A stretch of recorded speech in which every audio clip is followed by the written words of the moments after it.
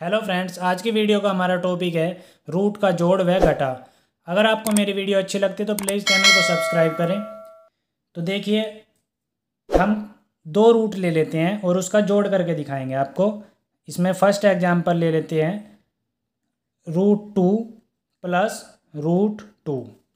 देखिए, इसको जोड़ेंगे हम। कैसे जोड़ेंगे? अगर हमारे पास दो संख्याएं अंडर रूट में हैं, जैसे √2 प्लस √2, तो देखिए इसको कैसे जोड़ेंगे। यहाँ पे हम आप 1 मान लीजिए, यहाँ पे 1 मान लीजिए। तो देखिए अंडर रूट कैसे जुड़ेंगे, जो हमारा अंडर रूट में सेम होगा। जैसे अंडर रूट के अंदर यहाँ पे 2 है, यहाँ पे भी रूट के अंदर क्या है, 2 है। तो ये 2 तो ऐसा का ऐसा ही लिख लेंगे हम दोनों में, क्योंकि सेम है। तो √2 तो ऐसा का ऐसा ही लिख लिया। और ये कितना है, 1√2 1√2, तो कितना हो गया जुड़ के, 1 और 1 2। तो ये आ गया हमारा 2√2। तो इस तरीके से हम इसको जोड़ लेंगे। ठीक है, ऐसे नहीं करेंगे कि √2 और √2 √4 हो गया, ऐसे नहीं करेंगे हम। √2 तो ऐसा कैसा ही लिख लेंगे, और जो इसके सामने 1 है उनको जोड़ लेंगे। 1 और 1 2 हो गया। एक और एग्जांपल ले लेते हैं, सेकंड एग्जांपल ले लेते हैं √5 प्लस √5। देखिए इसको कैसे करेंगे, √5 और √5। देखिए √5 और √5 एक जैसे हैं, तो इसको तो ऐसा का ऐसा ही लिख लिया, √5 तो ऐसा ही लिख लिया। और ये कितना, यहाँ पे 1 मान लेते हैं अपनी तरफ से, तो 1 और 1 2, तो 2√5। तो इसका आंसर आ गया 2√5। अब थोड़ा सा अलग लेते हैं। देखिए एक एग्जांपल और ले लेते हैं, थर्ड एग्जांपल ले लेते हैं हम। जैसे 3√3 प्लस 4√3। देखिए अब इसको कैसे करेंगे। देखिए √3 और √3 एक जैसे हैं, यानी कि इसको हम जोड़ लेंगे।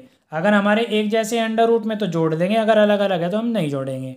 तो √3 और √3 एक जैसे हैं, तो इसको तो ऐसे ही लिख दिया √3। और देखिए ये वाले जुड़ जाएंगे, 3 और 4 कितने हो गए जुड़ के, 4 और 3 जुड़ के हो गए 7। तो इसको लिख लेंगे 7√3। उसके बाद एक एग्जाम्पल और ले लेते हैं। देखिए 7√5 प्लस 3√2।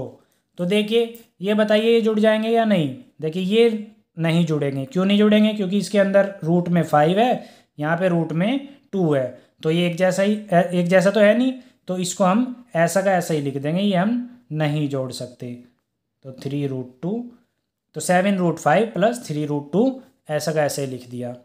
ठीक है, इसी तरीके से रूट का घटा। अब देखिए रूट का घटा।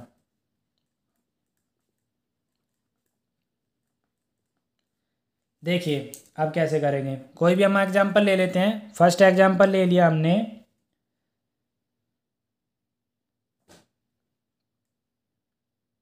2√5 माइनस √5। देखिए एक एग्जांपल हमने ले लिया। देखिए घटा में भी बिल्कुल सेम नियम यही है।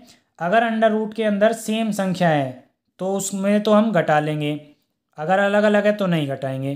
तो जैसे √5 सेम है, तो √5 तो ऐसा कैसे ही लिख दिया, ऐसा कैसे ही।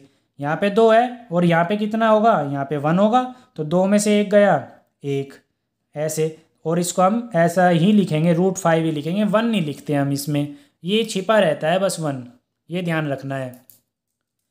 तो सेकंड एग्जांपल ले लेते हैं हम।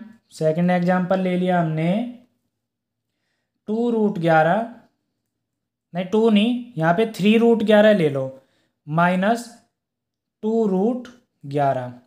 ये इस तरीके से ले लेते हैं हम। तो 3√11 और 2√11। देखिए √11 और √11 एक जैसे हैं, तो रूट में तो हमारा 11 आ गया। एक जैसे हैं तो ऐसे ही लिख लिया। और 3 में से 2 माइनस करके क्या लिख लेंगे, 3 में से 2 जब घटाएंगे तो कितना बचेगा, 1। यानी कि इसका मतलब है ये आ गया हमारा √11। ठीक है, अब नेक्स्ट ले लेते हैं थर्ड। एक एग्जांपल और ले लेते हैं, जैसे 8√7 माइनस 2√7। ये एग्जांपल ले लिया हमने। तो देखिए रूट में 7 है, रूट में 7 है, तो क्या होगा, ये तो रूट्स में 7 तो एक जैसा है, तो ऐसा कैसे ही लिख लेंगे, रूट में 7 तो ऐसा ही है। और 8 में से 2 माइनस करेंगे, 8 में से 2 माइनस करेंगे, कितना आ जाएगा, 8 में से 2 गया 6, 8 में से जब 2 घटाएंगे तो 6 आएगा और वो लिख लेंगे यहाँ पे।